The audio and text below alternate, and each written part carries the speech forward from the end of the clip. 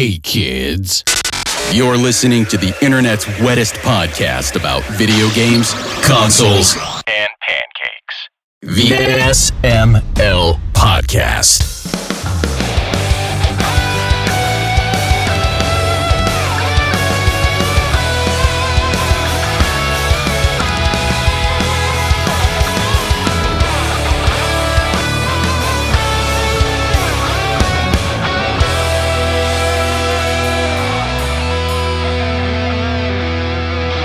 What's up, everybody? This is the SML Podcast. I am your host, Joe. Joining as usual, hey, Aki and Jacob are here. How are you two doing?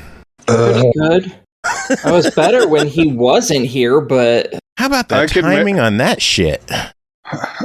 Well... Because of a shit. Jacob, how are you doing? I love how he sounds fucking disgusted, but it's his shitting that I was talking about. That disgusts us, yes. Yeah, so much thank you for explaining the joke. How are you doing, Jacob? How's things going? Terrible. Why? I think I ate way too many cashew nuts last night, and as a result, I've been like... Oh, yeah. Yeah. I've been like shitting like every like 2 hours, and it has not been pleasant. Yeah, I did that once with pistachios. Yeah, I did this once back in college with honey glazed walnuts, and fucking yeah, I got super baked, and I mean this is back in college days. So I got like super baked, and I ate 2 huge bags of them in like 24 hours, and this Jesus. is like right. Hold on, it gets better. So, you want to know what's better than that, though? Shut up. The fact that No Time for Games just subbed for the 40th month. No Time, thank you so much for hanging out. We love having you here. Jacob, continue on with your shit story. So anyway, I ate two huge bags of honey glazed walnuts in a 24-hour period. And I'm just like, oh, like whatever. Like, and it got so bad that I was... Like, when I was awake, every 15 minutes I was literally on the toilet either shitting my guts out or, like, ripping so much ass. Like, and the worst part is, like, this was an entire fucking week. Like, my first week of that semester, I ended up having to write to all my professors and emailing them and being like, oh, sorry, I'm having some really nasty like stomach issues, blah blah blah blah. And like in retrospect, my buddies were like, maybe we should have like taken you to the hospital or something. But yeah, this was like an entire fucking week where it's just like every waking moment I was like either farting like so much that like my ass felt like it was on fire, or just like shitting out the contents of whatever. Man, that shit's nuts. Have you ever eaten them since then? Honey glazed walnuts? No. Yeah, you should eat a much smaller amount of that and see if you have similar reactions. You might actually just be outright fucking allergic to those specifically. Well, the thing is, I was baked last night, and so I was eating some cashews. And I was just like, oh, I'm not having that many. And this morning, like, my stomach's been like, guess what, fucker? You had a bunch. And so, like, it's been every 2 hours. It's not nearly as bad as that time in college, but I'm just like, Christ, why do I have to do this to myself? You want to know what else is not nearly as bad? The games with gold lineup. What? No, it fucking sucks. What are you talking about? I don't know. I don't own 2 of the games. Yeah, I don't own 2 of the games either, but I also saw what PlayStation is offering. Oh, yeah. PlayStation is significantly better in every way. But, literally every way. But games with gold isn't horrible. Dude, like, both Xbox 360 games are fucking repeat. Like... Both of them are? I knew Monaco was, but I didn't know Saints Row was as well. It was like it was a few years back, but yeah. Yeah. Oh. Okay. Yeah, I'm not pleased. Like, is this seriously how they're gonna phase out Xbox 360 games? We're just gonna get repeats for the last like. What's worse is we have backwards compatible 360 games that they still haven't put up. Why didn't they do that? Yeah, and it's not like Microsoft isn't the publisher for a lot of these things. Like, fuck, just let those be the ones. I'm not happy for once. Wow, you were like pissed at Games with Gold. I really am, because I'm really not happy that they're phasing out 360 games, especially like when there's so many left that never were like a part of the program. And then like not only are they repeats, but then you look and see what the other console has going for it, and it's like, oh, cool. So is this the last month of 360 October games? will be October. So they have 2 more months to impress us, and they won't. I knew it was ending. I didn't realize it was quite that soon. Fuck. I mean, Yeah. Games with Gold is still going on. It's just they're getting rid of the backward compatible stuff. Hopefully this means that we'll get some series titles included. Yeah, I was about to ask if we were just going to get 4 games instead of 2 for the Xbox One, or what was going to go on with that. We'll find out in November. The official lineup, Games with Gold for August on Xbox One, is Calico and Scourgebringer. I don't have either of those. I'm excited. Yeah, I'm excited about that one, and because I wanted to get Calico when it was on sale last, because of my wife, and so now we get it for free. So hooray! All I know is Cat Girls. I don't know anything about that game, and Cat Girls is enough for me. Xbox 360 is getting Saints Row 2 and Monaco. Again, Jacob said those are repeats. I didn't realize Saints Row 2 was a repeat. I knew Monaco. I don't think it was. I think Saints Row 3 was. Somebody on True Achievement says that it was a repeat. They might be lying. I don't trust. But significantly better is the PlayStation Plus lineup for August. They are getting Tony Hawk Pro Skater 1 and 2 for PS4 and PS5. Nice. Yakuza Like a Dragon for PS4 and PS5. And Little Nightmares for PS4. Damn, they got a good setup. All those games are good. They got a crazy month. I literally like all of those games. But I mean, like, the other thing is that even if Saints Row 2 isn't a repeat, like, it's on sale enough at such a fucking cheap price that it's just like, dude, really? No, its normal price is $10. So. Oh, Jesus. Yeah, normal price is D's nuts. Yeah. I like how I'm talking about PlayStation now and you're still bitching about Xbox. Well, that's because PlayStation has a really good lineup. Like, we moved on to PlayStation now. We're discussing PlayStation. PlayStation has an amazing lineup for next month. Even I, who hates PlayStation, I'm like, this is good. I like PlayStation's whooping ass with this one. Holy shit. Yeah. And then they are getting more Yakuza games coming to PlayStation Plus Extra and Premium tiers. In August, they are getting Yakuza 0, Kiwami, and Kiwami 2. And then later on in the year, they're getting 3, 4, 5 Remastered, and 6. They will be hitting PlayStation Plus. I believe the Extra and Premium tiers, both of them. So cool. A lot of Yakuza love going on over on PlayStation. This month, I'm going to be buying the Yakuza Remastered Collection on Xbox. You didn't already? No, I only have the first. I think I have the first 3 of them, 0, 1, and 2. But the Remastered Collection is 3, 4, and 5. Yeah, I recently bought 3, 4, 5, and 6 because they were on sale. And it turns out that they're part of that anime sale that's going on right now. Because, fucking really? Weird. Yeah, I don't know whether they're officially listed. And keep in mind, like, I'm assuming that this is what it is, but like I was racking up purchases towards that anime month card, and I was just like, I don't know for what, because I'm not buying any anime movies or seasons, and so I assumed that Yakuza was like actually part of it. But I'm not entirely sure. But I ended up getting the fucking anime month card for whatever fucking reason. Like, I'm not going to question it. Yeah, I got free. Like, it was fucking credit. That's like you had to spend like $40, right? Yeah, and it was like I had already like when I noticed, I was like, wait a second, it's saying I've already purchased $21 worth of stuff. Like, I don't know what the fuck they counted it as, but I was just like, okay. And then I bought the Yakuza games, and that suddenly made me over 40, and I got the points, and I'm like, cool. Nice. Yeah, That's they do a lot of punch cards. I think I'm at $8 out of 50 on the summer punch card for 5,000 points. I'm not even going to bother with that.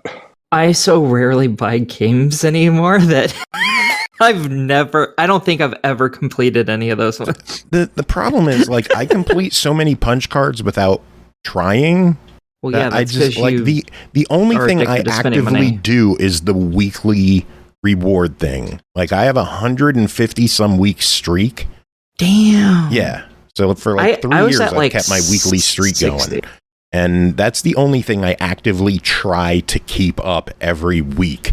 Everything, like the daily achievements, I don't worry about. I don't worry about the weekly treasure unless I load it up and it's there. The punch cards, I don't really worry about. The Game Pass app quests, like earn 25 points for just loading up a game. I don't worry with those anymore because I have so many friggin' points that I can't spend. I mean, you can always just start getting the things and giving them to me. I'm fine with that. Just throwing that out there. I can't use them. I can't use the points. I'm maxed out. Yeah, and I always ignore the summer spotlight card anyway because it's never for anything that's actually on sale. And I'm a cheap No, it's prick, for all the new releases. Yeah, I'm aware. I just explained. I did not know that. Fuck. So of course I'm not going to get it. Oh gosh. Get the Ratalaikas every week. They're $5. They add up.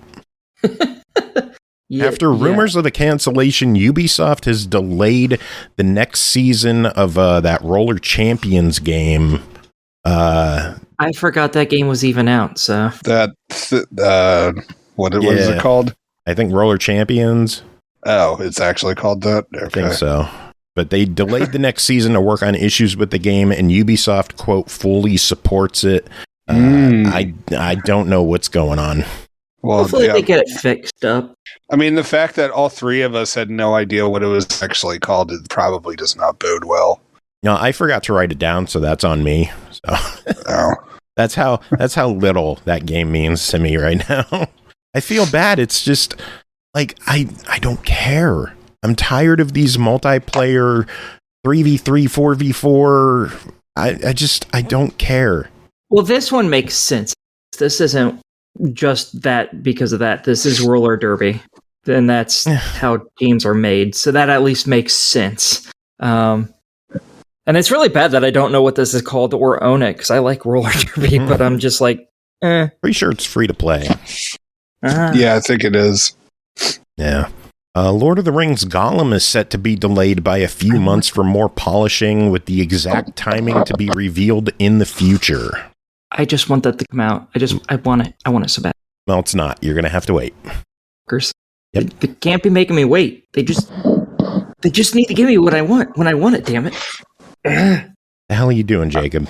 Sorry, I had to flip the microphone up because I had to blow my nose. Wiener. Just mute it. No, it was out of my nose. I couldn't, not my wiener.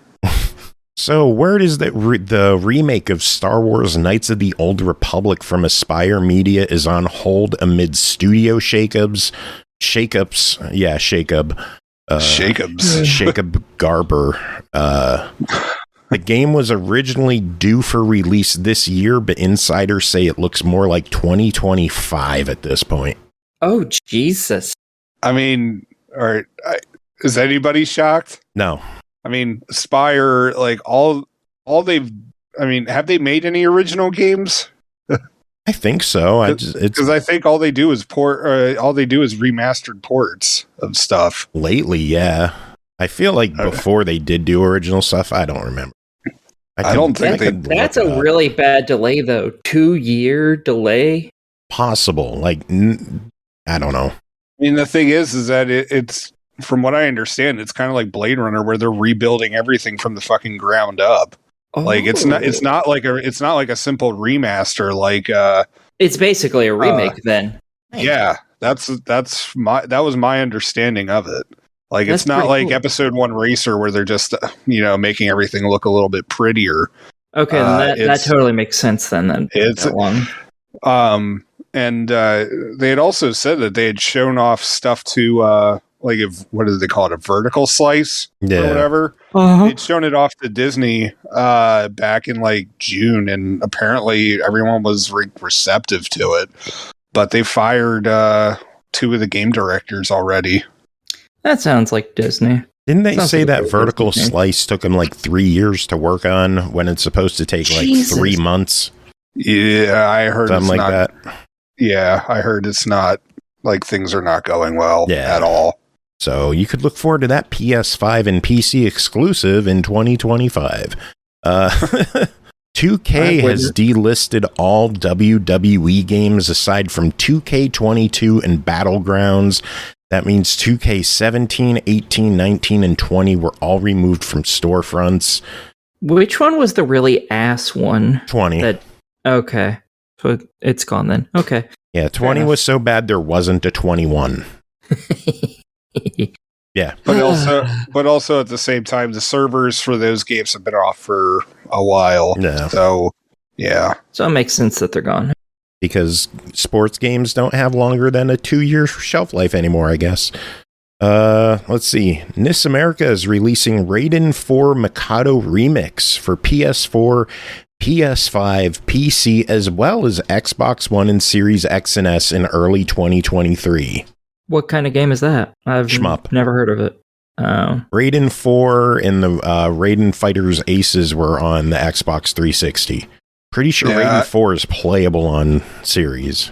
It is because I had looked up whether because there was a Raiden 4 game that just got delisted over on Good Old Games and I think Steam. Yeah. And I checked on Xbox just to make sure that like it wasn't that title. It's not. But holy shit, it also costs like $20 on Xbox still. That's not a lot for a shmup. I mean, Japanese for me, shmups can like retail for 60 $60 bucks. I get that. I mean, and I bought that physical edition when they released it way back in the day. No, my thing is that it's just like it's an Xbox 360 game, and holy shit, it still costs like $20. Don't look at the Call of Duty games then, Well, I don't, except when they're on sale. because they're like still 40 $50 bucks. I know. $20 bucks for a 360 game isn't crazy at all. There's tons of 360 games there still $20 retail. Yeah. You weirdo. Oh, games can't cost $20 because they're on an old system. That's how you sound, bitch. Well, okay. Oh god. I don't know. $20 is a good price for Raiden. New one's probably going to be 50. I don't know. Okay, is it up yet? NIS America. That's what she said. Let's see. NIS. That's because it's so small she wouldn't know if it was up or not. Womp womp. That's the joke. Pre-order now. Online store. The special edition is $60 and it comes with the soundtrack, 2-disc soundtrack CD. Cool. Yeah. I already forgot what we were talking about. Raiden 4. Oh, okay. We're still on that. Okay. Yeah. Last bit of news I have is Mario Kart 8 Booster Pass Wave 2 is arriving August 4th with 8 new tracks, including an all-new course called Sky High Sunday. Okay. Cool. Okay. I think. Jacob, you're not into Mario Kart? No, I am. I just don't play it that much. Like, I don't play much on the Switch because my hands cramp up a lot when I'm playing with like little fucking tiny ass Joy-Cons. Get a Pro Controller. I do. Like, we do have one for me, but I also just have way too fucking much on Xbox to play. So I thought you were going to be like, oh, the controller's upstairs with my headset. No. I just leave the headsets up Every here. time I want to play a game with you, look, my headset's upstairs. Well, You've gotten like 4 headsets from me. I've gotten 3. Thank you very much. You've gotten 3 headsets from me. Can't keep one downstairs? I mean, your console? ideally at this point, yeah, I probably could if I remember to bring it downstairs with me, but nah. Maybe I just want to talk to you over the phone, Joe. No. Yeah. Fuck just that. slide my cell phone into my titty pocket and put you on speakerphone. Fuck that. Oh, I yeah. hate that shit. I have $150 Usually like being on my headset tits, for the Joe. Xbox. I want to use this headset. I don't want to talk on speakerphone. You bitch. But you're not saying that you don't want to, be on my tits. So I'm on your tits all the time. I know. Stop crying about it. I'm not crying about it. I'm just saying. Got in my eye again. Where's the towel? Aki, what news do you have? Anything? No. You don't want to talk about the Annapurna stuff? I thought you would want to. Well, they did announce that there were going to be some of their games coming to Xbox, but I don't remember all of them anymore. I just remember. It's like a softball that I just lob your way, and you I fumble the shit out of it. Yeah. You fumble the softball? That's not even a correct sports Whatever. They're bringing Bounty Star next year, day one to Game Pass. Solar Ash this winter, which I think is the Scourgebringer like game, I think. Flock, which is, I believe, a flying puzzle game or something, which is going to be coming sometime soon. These are coming day one to Game Pass, and then Thirsty Suitors, which I really, really, really, really want. That's coming soon. Remember Flock being a sheep-related puzzle game from Capcom on the 360. Yeah, when I think of it, that's what I think of too. That's why I said that I think it's a flying puzzle game, because all I can think of is the sheep one. What's Thirsty Suitors? You mentioned that you want that. It is an RPG where you play as a girl who's basically come back home, and she's going to be fighting against all her previous boyfriends and girlfriends. And it looks really funny because all the interactions and stuff in the combat are related to talking. So like when someone has a bloated ego, you can basically just call your mom to have her just knock them down a peg for you. I'm just like, yes. Yeah. It looks really good, and I'm really, really interested in it. I believe the parents, all the main characters, I believe, are Indian from India type Indian, and I'm really interested. It looks really funny. I am so into this. Nice. Jacob, what news do you have? I got no news out of respect to our listeners, and also just because in case I have to go to the bathroom again. Nothing. Wow. I'm pretty sure Annapurna actually has even more games coming soon, but I don't remember what they all are. And I missed their presentation. I know they had a showcase today, and I missed it because I'm lazy. I didn't see it either. I just saw that they posted a whole fuck ton of stuff. They had, see here, where are some of them? I'm actually looking now. Maquette? I don't know what that is. It's coming to Xbox and Switch. Seems to be a brand new thing. It's going to be some sort of puzzle game. I think it's hell, what's the name? It's a puzzle game where you like pick stuff up, and when you raise it up and let go of it, it becomes larger. Seems to be what kind of puzzle that is. Can't remember the name of another game that was exactly like it. Just reminds me of a commercial for God, what was it? Some gym where it's like I pick things up and I put them down. I thought that was a Saturday Night Live thing.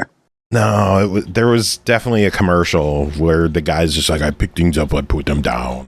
Okay, here's some other ones. Hindsight, which is a walking sim puzzle game, I think.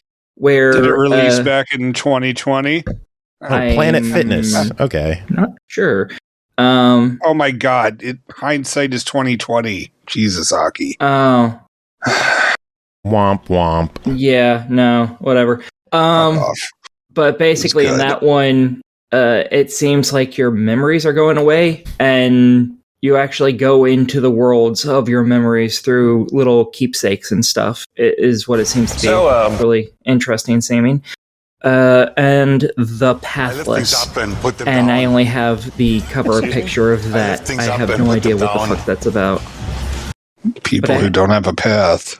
It's someone who's sliding in the grass with what seems to be a magical bow and arrow with a falcon. So it seems like that could be cool just based on the picture. I have no fucking clue. I'm over here watching this commercial while you two were talking, and it's just playing over the stream. I lift things up and put them down. Yeah, I lift things up and put them down. I lift things up and put them down. Thirsty Suitors is probably the one I want to play the most, but there's a lot of Annapurna games that are coming to Xbox that I want to play. So hopefully Stray makes it over. I hope so. I hope so. So all right, is that all the news we got? Yes, but yes. Jacob, you ready to do your reviews and go shit yourself? Yeah. You sure? Yeah. Let's just go. All right, first game to talk about tonight is Baldur's Gate Dark Alliance 2, developed by Black Isle Studios, published by Interplay Entertainment, released July 20th on Xbox One, Series X and S, Switch, PS4, and PS5 for $29.99. Unspeakable Evil has returned to the legendary city of Baldur's Gate. A call for adventurers echoes through the embattled land. Cunning warriors and bold magic users are desperately needed to reclaim Baldur's Gate from a dark sorcery that threatens all in its path. Jacob, what's going on in Dark Alliance 2? Well, it's much like the first Dark Alliance, where it is it's a 3D, but like from a single camera perspective, action adventure title, set in the Dungeons and Dragons universe, and this is a sequel, like a direct sequel to the previous one, where the Obsidian Tower, or whatever the heck it was called, was destroyed, but somebody's trying to rebuild it, and it's up to our random band of heroes, which you get to choose who you're going to be at the start, and you have to save the day. And of course, there's different races, and there's different roles that you can play. Like there's the human, what the heck do they even call it? It's the human warrior or whatever it is. I don't know. There's also a human mage. There's like a dark night elf, a dwarf, and there's also apparently one that's unlockable after you beat the game, named Drizzt or something, but I'm not too familiar with that. I haven't beaten the game yet. One of the nice things about this is that the original cheats are still active in this game, and they do not affect achievements. So you could just toss on invincibility, and if you want to, you could just warp to a certain level and then just finish the game and get your achievements. But I approve so hard. I do too, and after later on, I'm going to be, cheating the rest of the way through the achievements and stuff like that. Damn straight. But for the review, I wanted to check this out and see if it was better than the first game. And honestly, I was not as impressed compared to the first game on this one. The camera, which I understand that it's from a fixed perspective, but it kept getting in the way. Or like there would be items that were on the map and I couldn't see what the hell was going on, like trees or part of like the building. And like normally that kind of stuff, it's like they'll make whatever it is, like, kind of become translucent and you can see right through it. And this game is just like, nope, fuck you. Hope you don't mind swinging wildly at everything. You rotate the camera. I tried and it wouldn't let me. Yeah, you rotate. I tried and like it wouldn't let me like see anything differently. So I don't know if it was the specific level that I was on, but anyway, so you go through the story and there's a bunch of different missions that you can accept from people to help get your XP up, and you can obviously, go kill a bunch of like whatever monsters, which again, also this was another area that I was not as impressed with on the first one, because it really felt like every level you're just going to see like the same like 2, maybe 3 different enemies, and it was just like, okay, this is kind of, for like, when did this come out? 2004? Something like that. Yeah, for 2004, I'm like, okay, I kind of get it, and I know that this is a remaster, and so like they're not changing everything up. with it, but it was just like at the same time I was not satisfied with seeing nothing but goblins and maybe like one I don't know if they're called slimes in this or whatever, but yeah, I don't know. It's just like the enemy, like the gameplay was fine, the storyline was okay, but it was just like, I don't know. This one felt more tedious than the other one. I didn't have as much fun with it. But it's not like it's not solid. But it like, so I mean, if you like the previous one, you should definitely check this out. But Horror Acolyte wants to know: is it a buggy port? That's the real question. I never had any bugs with Nothing. it. No, other than not being able to see, like, you know, certain things because of like how the camera was positioned and items in front, like, you know, as I said, like a tree, or like part of a building, where I just ended up having to blindly slash at everything. Those were really, you know, that's the only time it was what I'd call buggy for me. But yeah, like, how much does this thing run for? $29.99. 29. Yeah, pretty sure that's what the first one is as well. I thought the two of them were together in a bundle for like $10. No. Okay. All right. Where the hell did you, like, are you looking on Steam for these bundles? No, I thought it was listed on True Achievements during like their weekly sale roundup thing. Maybe the new Dark Alliance is on sale? I don't know. Anyway. No, the first Dark Alliance is $29.99. Dark Alliance 2 is $29.99. Oh, maybe it's a Baldur's Gate, like the original RTS. Maybe I saw that. Anyway, you're drunk. That's all I can shut think up. of. I'm not drunk. You're high. I haven't. No, I'm not. No, just stupid. Thank you for the vote of confidence, Aki. You're very welcome. Anyway, for $29.99, I'm not thrilled with the price. I mean, if it was $20, I'd be like, yeah, that's fine. But the game felt very repetitive very quickly. I don't know. I didn't think this was as good as the first one. Not to say that's a bad port. I thought it was fine. It's just overall in terms of a game, if you're not already used to the series, then I don't know, you may find it lacking.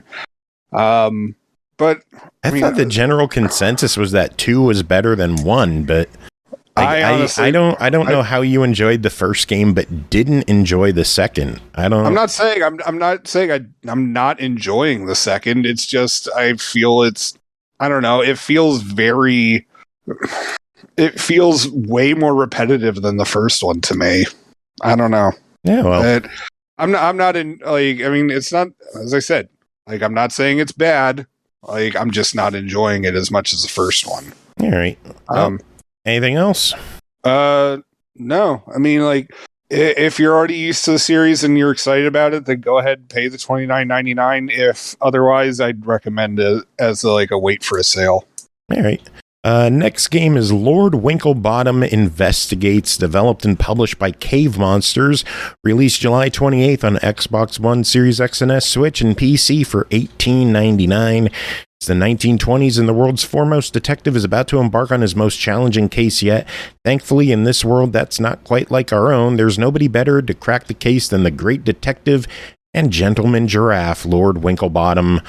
Jacob, what's going on in Lord Winklebottom Investigates?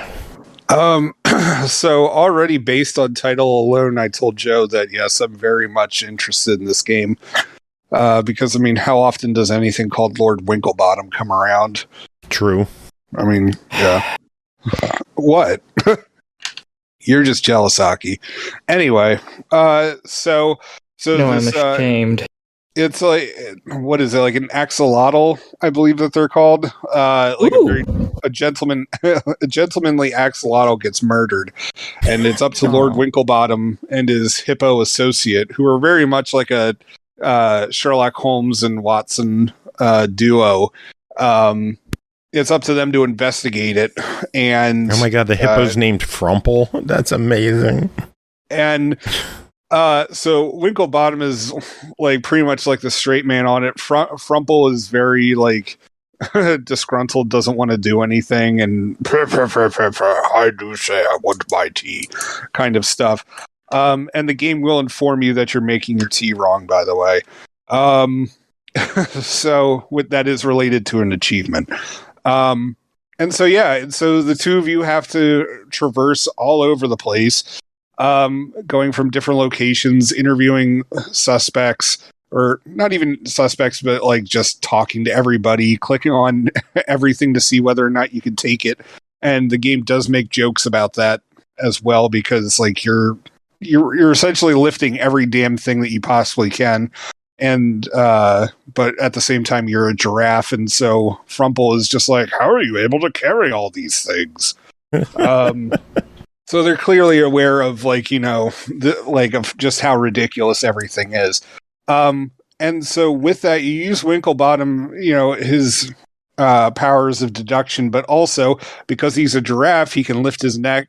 He could use his neck to get into, otherwise inaccessible places and just like lift items or like read things, that kind of stuff. And it's a lot of going back and forth in between locations, and it's like, oh well, this guy needs this, but this guy needs this, so if I go take care of this guy, then he'll give me something that I could go use on this one, so on and so forth.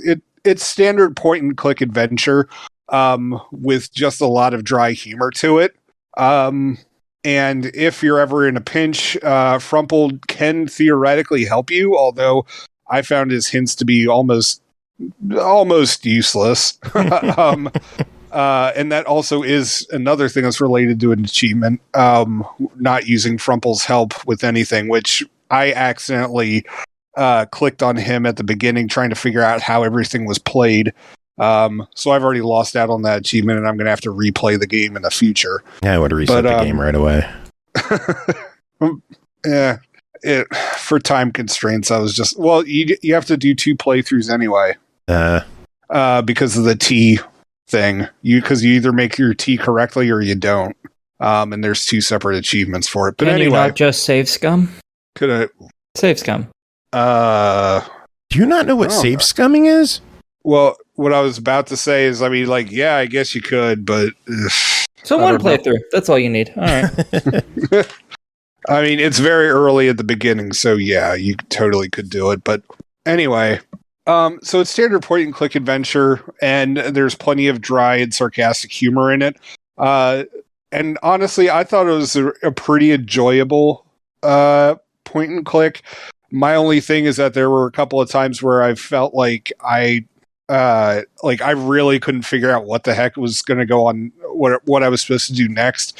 And Frumple's no help, and so I eventually just had to turn to YouTube just to verify that I hadn't fucked myself over on anything. But yeah, like if you're a fan of point-and-click adventures, I'd recommend at the very least checking it out. But personally, I'd recommend it. So $19, your verdict? Yeah. I like how I ask for a verdict and it's just like 15 seconds of random noises before a verdict comes out. Well, it's just because it's like, because I don't consider the price when I'm talking about it until the very end, and I'm just like, yeah, I'm enthusiastic about it, and then you're like, oh, well, it costs $35, and I'm like, less enthusiastic about it. That's why you should pay attention when I say the price at the beginning. No, because then that involves like listening to you, and well, this one's $19, not $35. So what do you think? Yeah, I know it's not $35. Oh my God, it was just an example. Anyway, for $20, 19. yeah, $20. 19. Oh my! Is it seriously just $19, or it's is it $18.99? Oh, so for $19, what do you think? For $19, well, that's $1 worth of invisible savings right there. So yeah, for $19, if you're a fan of the point and click genre, I definitely recommend checking it out. But if you're not that familiar with the genre, then it's a try it. I have a question. That's okay. How did they kill the axolotl? Is it like obvious, or are you spending time trying to figure out what killed it? You have to figure out. Oh. So I'm just going to tell everyone it is very hard to kill axolotls. They can regrow their fucking brain. All right, next game to talk about is 80s OVERDRIVE. Developed and published by Insane Code, released July 27th on Xbox One, Series X and S, and Windows 10 for $9.99. 80s Overdrive is a 2D pixel art racing game designed to take you back to a time when 8 and 16-bit consoles and arcade games ruled the world. Compete against opponents in career mode to unlock new races, buy new cars, and upgrade them with state-of-the-art technologies. Create your own tracks with built-in track generator and easily share them with your friends. Jacob, what's going on in 80s Overdrive? So this one is very much retro-inspired. I would hope so. Arcadey racing. Jackass. Anyway, and you're allowed to decide like which car like you want to start. There's like 2 or 3 cars you're able to buy at the very beginning, and then it costs money to actually enter in all this stuff. Which of course you're going to use your winnings to do that. But your winnings also can be used for other things like refueling your car. So it is actually possible to run out of gas because you were a dumbass and you didn't refuel your car before that race. Or you could just have so much damage that it's not going to function properly. But how many times did that happen to you? I'm going to get there. A lot. Okay, cool. So actually the damage part, not so much. It's just listen. So anyway, so use your winnings to pay the fees to get into other races. But as I said, like you can also use it for that. You can also upgrade your cars, or you can buy entirely new cars with that. And so when you enter in a race, the first one, of course, I lost. Which is standard, and I tried it again, and I still lost, and it actually started getting me like, shit, what do I do about this game? Because if I don't win any of these races, I'm not going to have any money, and thankfully the developers actually thought about that, and if you have below $100, you then get offers to wash somebody's car, and there's like this like little mini game where you have to hold down A and then like move the left stick over these dirt spots, and it takes like 1 or 2 minutes tops. But then you earn like $50, and you like, so you're washing a bunch of cars just so you can earn enough money to get into the next races. So with that, you can replay races over and over again to keep getting more money. But of course, like with the smaller races, you're not going to be bringing in as much money. So it does behoove you to keep advancing through and not suck. Which thankfully, like, the game didn't give me too much of a hassle on it, but it's like, once you, like, especially like with the early ones, once you start upgrading, your car, you're going to start obviously moving faster. And like, so at the very beginning on some of these races where other racers like stall out, you'll be moving forward and then like immediately crash into the person in front of you because they weren't moving and it fucked you over. So that can get kind of annoying, but also I felt like sometimes the AI difficulty, I don't know. It's just like there were some races where it's just like, even though I had like a souped up car, I was still only placing like third, even though like I'd have like a perfect, like I'd have a perfect race, what was on paper. And so it's just like, you just really just got to go back and keep updating your cars, buy new cars. Like I'm not saying it's grindy, but it starts feeling like it's getting there. Gameplay wise, it's fine. There were a couple of spots where I'm just like, in terms of like handling crashes and stuff like that, like there was one tree that like I didn't fucking touch, but the game's just like, oh, there's 10% damage on your car now, and it's like, screw you, buddy.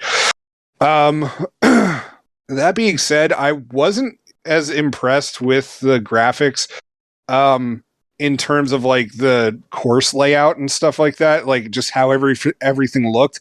And it's just like, I wish that there was like some sort of like way that like that Slipstream game that I had to review earlier in the game and this game could have like a 1980s retro arcade racer inspired baby. Like if I could combine the graphics of that with the gameplay of this one, it would just be like the perfect retro racer, like between the two of them. But honestly, like, it's a pretty solid game, and I do appreciate just like how much replayability there is in this. And yeah, like honestly, it's a pretty fun game. Well, for $10, what do you say? Absolutely. For $10, yeah, it's totally worth it. Cool. All right, one more game for you, Jacob. That is Dungeon Slime Collection, developed by Pequi Studios, published by Ratalaika Games, released July 22nd on Xbox One, Series X and S, Switch, PS4, and PS5 for $4.99. While walking in the forest, our slime fell into a slippery dungeon. Can you help him get out only by sliding to the dungeon's walls? Dungeon Slime Collection is a bundle of 2 games, Dungeon Slime Puzzle Adventure and Dungeon Slime 2 Puzzle in the Dark Forest.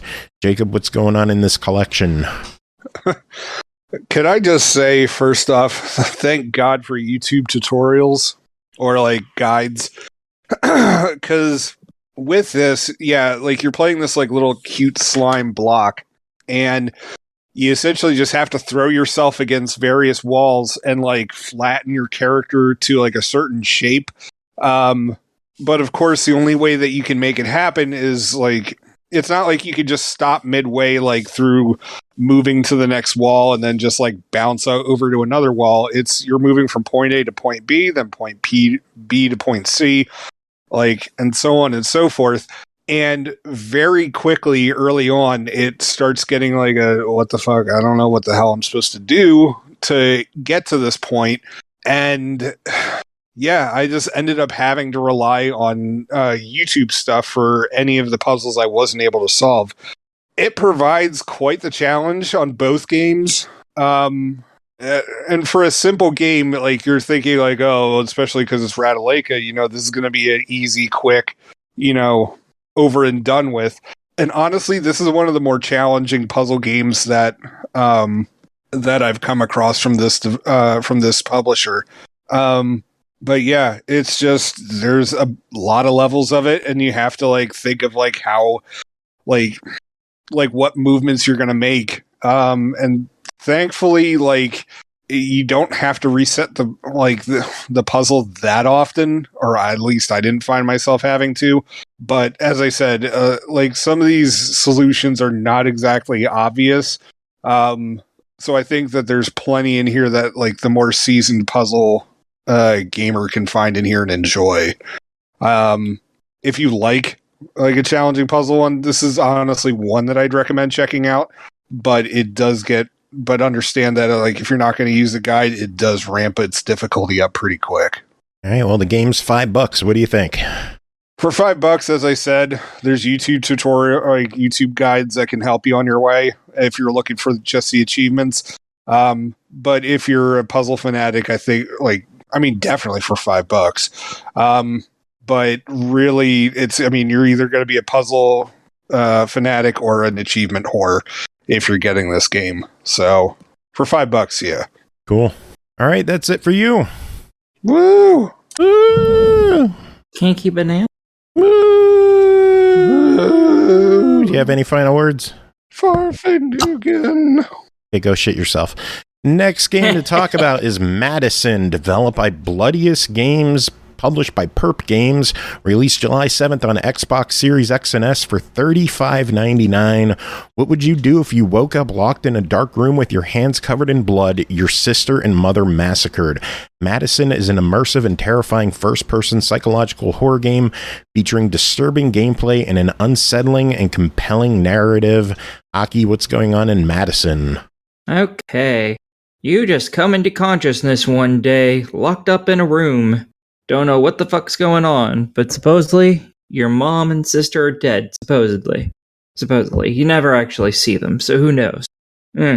Maybe. And your dad's banging at the door, talking about how evil you are and stuff. So you go to escape the room. And this is basically a point-and-click walking simulator. You have to try and find a way out around your dad is the entire point. You're trying to get the fuck out of the house because your dad seems crazy and psychotic because he's talking about you doing things that you don't remember doing. And you very quickly figure out that the place is haunted as fuck. and you might be partially possessed. Woohoo! Fun. Yay. Yeah, and basically you're just once you figure that out, the rest of the game is you trying both to get out and to stop whatever is possessing you. And yeah, it's pretty scary. It's not like, oh, I was terrified or anything, but it has a very, very good atmosphere, and there's plenty of jump scares galore, which I absolutely hate. That's the lowest form of fear, in my opinion. That's just... What, jump scares? Yeah, that is... I hate that stuff. It's like that... That's not what real fear is. That's a fright. That's a quick jump and then you're over it type thing for me. Hate those, but this has them in spades. I was jumping constantly. I fucking hate that. Well, mission accomplished. Yeah, it did its job. It made me jump. Any fear pee? There's something we haven't talked about in a while. Fear pee. I have control over my bladder, so no. Wasn't anywhere remotely that scary to me. You have to how I react to things is very different from how most people react to things. Things that are scary for most people, I find funny. So that's one of the reasons why I like horror so much, is because for me it's comedy. Except jump scares, really, which make you cry. No, they just make me jump and then get angry because I jumped. It's literally it. I'm not even scared of them. It's just like someone coming around the corner suddenly and you just don't expect them. Not even saying boo, that'll still make you possibly jump because you weren't expecting something there. You're not fucking scared of them though. Anyways, so yeah. I don't want to go too into the story because you can... your first playthrough will probably take like 6-7 hours, maybe, if you're really, what's the term? Not very smart. It took me under 6 hours to beat it the first time, and you can beat it in under 2.5 hours because there's an achievement for doing both of those. Yeah, I don't know if I'm ever going to get that fast because I looked up walkthroughs to see if, how easy it was, and all of them come in at like 10 minutes or 2 hours, 10 minutes, 2 hours, 15 minutes. I'm like, I don't know if I'm going to get that then. Fuck. Game looks pretty good. Oh yeah, it's very, very good looking, very realistic. I make use of the Series X power. Yes, easily makes. Yeah, it's really good. I didn't notice any stuttering or anything other than things that were supposed to stutter, just make you feel more unease. And this hits a lot of good horror tropes. Like, people who play this, they're gonna immediately notice some things. Like, anyone who's a Doctor Who fan or a horror fan knows the Weeping Angel stuff. There's stuff that references stuff like that in the game. So, this is a nice little trove of some references. It's pretty nice. Cool. Well, it's $36. What do you think? That, you know what? I'm for that. I was going to say that's a bit much, but then I was like, no, because you have to play through it a couple times. So yeah, that's good. I'm totally for it. I think if you're a horror fan, you're probably going to like this. This is a really good horror. Nice. All right, next up is Noel, the Mortal Fate, developed by KANAWO, published by PLAYISM, released July 26th on Xbox One and Windows 10 for $24.99. Noel Cerquetti, the daughter of a prestigious family, takes part in a piano competition to decide the pianist for the city's memorial ceremony, fancying herself the clear winner. Little does she know the competition was rigged by a mysterious party and would lead down a tragic path. Aki, what's going on in Noel, the Mortal Fate? If anyone here is a fan of anime, this is basically a modified version of Black Butler. There you go.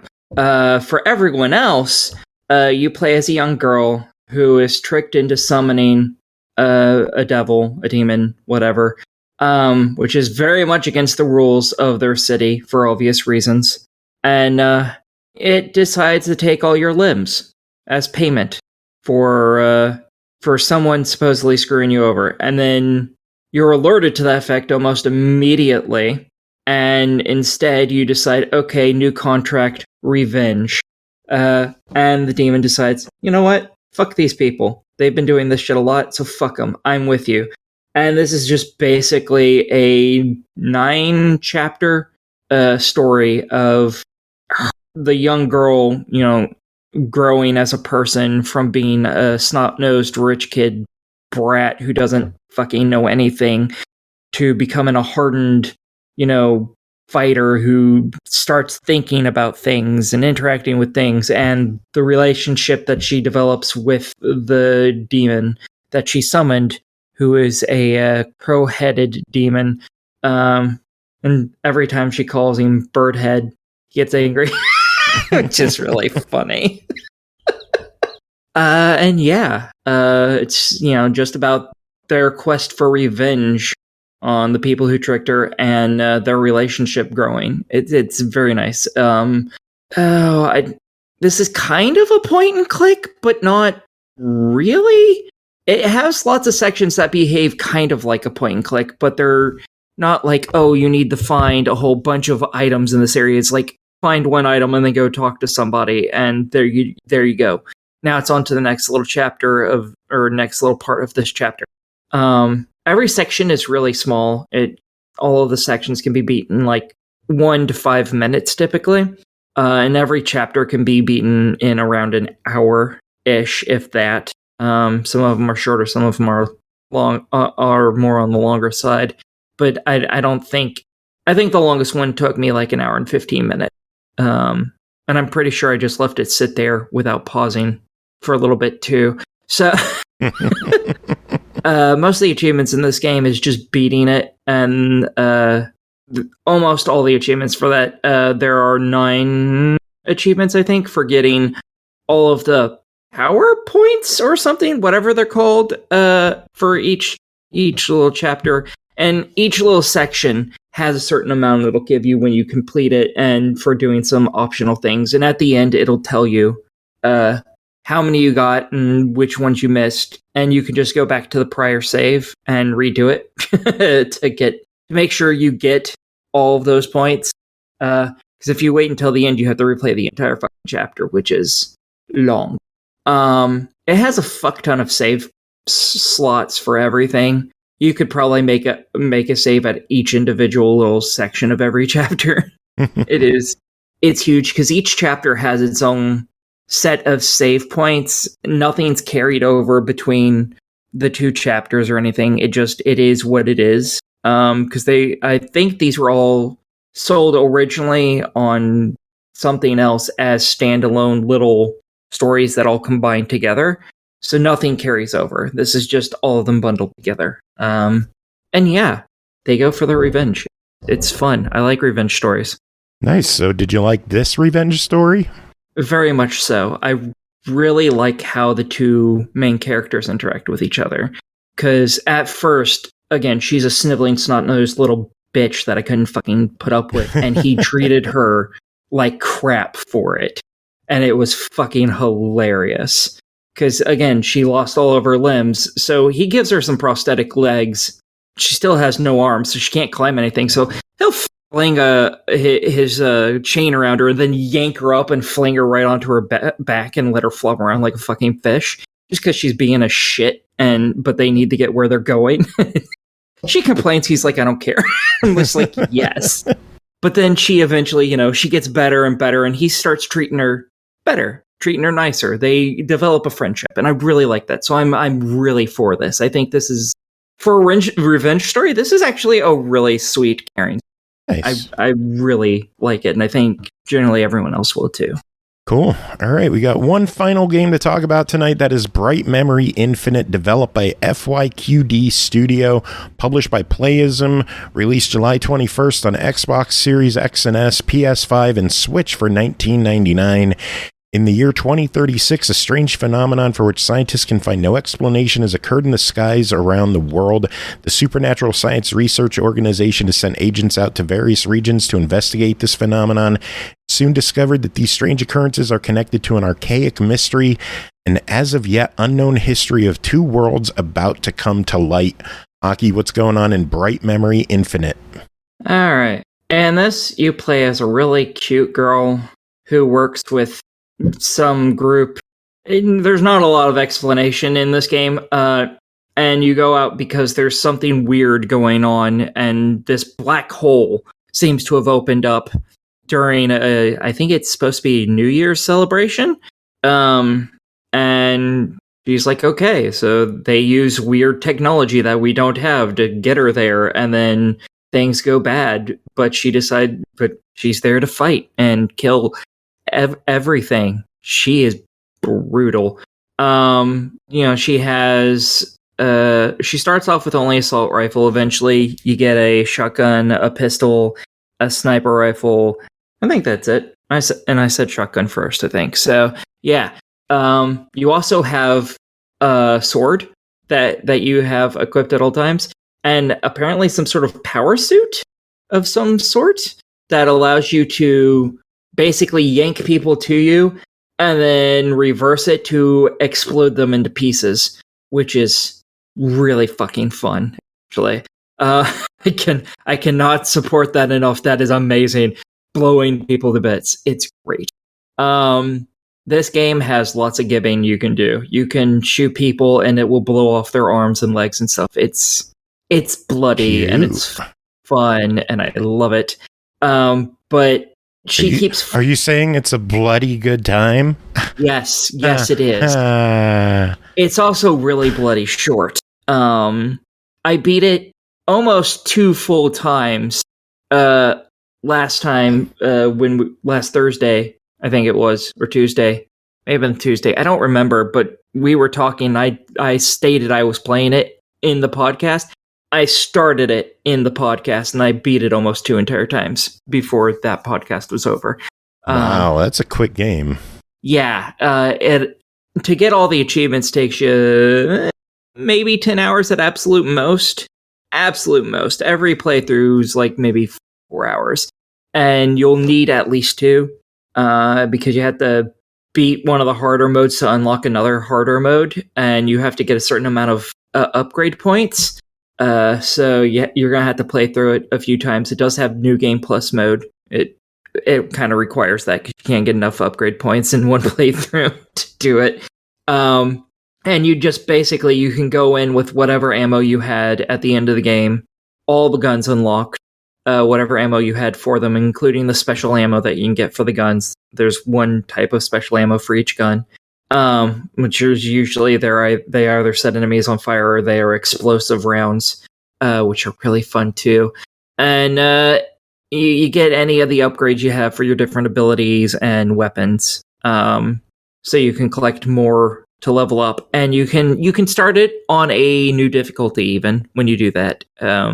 So you can just keep playing through and just get harder and harder difficulty. I found it was easier just to play the very last level.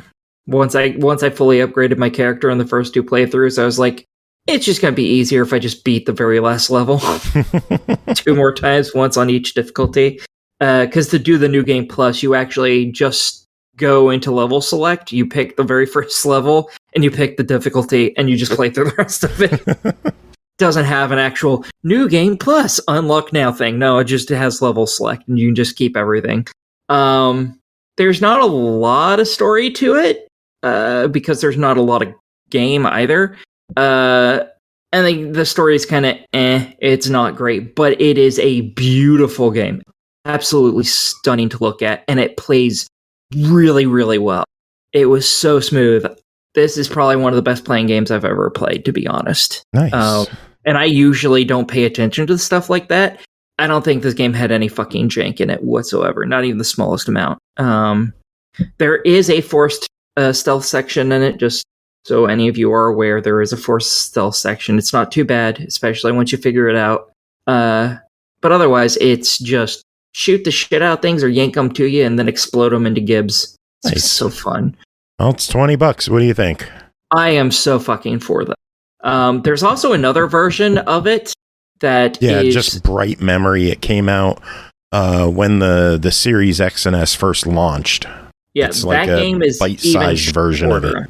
Yeah, it's much shorter, and I think from what I believe, anyways, just by looking at it, because it doesn't seem to be set in the exact same area, I think it probably has more story to it to help you understand what's going on, would be my guess. but I'm looking forward to get a hold of that too. Maybe we can reach out and see if they can get me a copy of that. It's $8. Just grab it. Okay. Jesus. I'm a cheap bitch. I haven't bought anything in a while. Oh my god. All right. So that is it for this episode. Made it through another one. Do we want to do the other thing? What, do you have time? Nah. We'll save it for next week. Okay. So. All right. That is it for this episode. Made it through another one. Music, I'm going to play some Metroid Metal because I'm going to be seeing Metroid Metal this weekend. Nice. So that's why you're heading out. Okay. Yeah, buddy. I wasn't sure if it was MagFest or something. I was like, I'm pretty sure that's already passed, but... Yeah, MagFest is January. This is a MagFest-related event called BitGen in Baltimore. By the time people hear this, it's already over, so I'm not going to go into the whole spiel about what it is, but it's a day-long concert in Baltimore of all video game cover bands. Last Thursday, when we had Grant, Eric, and Ryan on, they were hyping up their performance at BitGen. And that's who I'm going to be seeing this weekend. So very nice. Going to be good stuff. So do you have any final words to end the show? Everyone should join our Discord and look on all the cute things that I keep posting. Thank you for using that more than Jacob uses his memes channel. Anytime I see cuteness, I have to share it. So this just gives me a good place to share it. Ian's saying something behind me, but I couldn't hear him. He said, Jesus fucking Christ. That's the only part of it I heard. I heard that, yeah. Good final words. Jesus fucking Christ.